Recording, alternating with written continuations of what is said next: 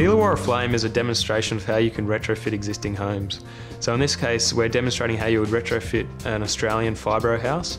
Fibro houses were built en masse just after the Second World War and right through to the 1970s. There's no insulation in these homes, so they're really quite cold in winter, hot in summer. They're also quite cramped and compact and very small. It all began with the idea of retrofit.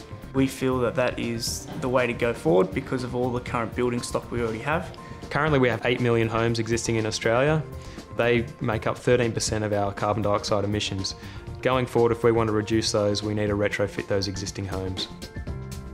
So the Illawarra Flame has heavily insulated walls, ceiling and floor that are all airtight. The home is net zero energy, which means we produce more energy than we consume in the home. The original fibro home was a 3-bedroom house of approximately 80 square metres. We've removed one of those bedrooms and converted that into an open living and dining area, and we've also removed some of the walls around the kitchen. We've introduced bifold doors and bifold windows to open the entire house up to nature. One of the key features to the retrofit of our house is 2 completely finished pods. So these are the laundry pod and the bathroom pod. Our idea of the pod is all the technical sides of these houses you could manufacture within inside a factory. That means we can decrease the time of the retrofit significantly.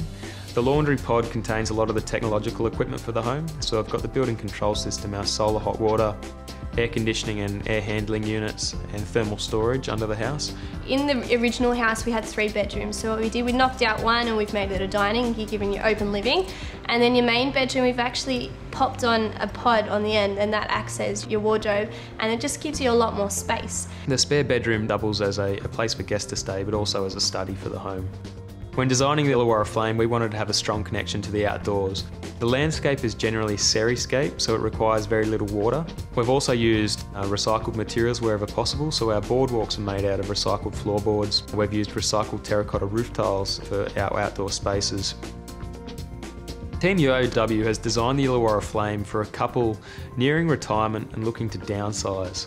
So typically in Australia, the average size home is around 200 to 250 square metres, and when people get to an age where all their kids have moved out, a lot of that space is wasted and it takes a lot of maintenance and upkeep. So it's about people at that retirement age that really want to stay in this house for as long as they can without having to move on because of accessibility at different areas. So there's a number of things we've done around the house to really cater for this market.